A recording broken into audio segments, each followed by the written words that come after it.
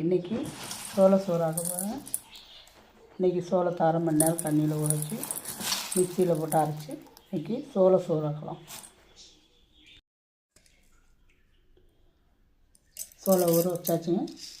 இப்போ அரைச்சிக்கலாம். மிக்சியில் போட்டு அரைச்சி இவ்வளோ காயுது போட்டு கிண்டிக்கலாம். சோள மாவு அரைச்சாச்சுங்க. எப்படி அரைச்சிருக்கு பாருங்க. இதை இவ்வளோ காஞ்சோன்னே போட்டு கிண்டிடலாம். சோறுங்க தண்ணி கொதிச்சிட்ருக்கு. கொஞ்சம் கொஞ்சமாக தள்ளி விட்டு கிண்டி விடலாம்.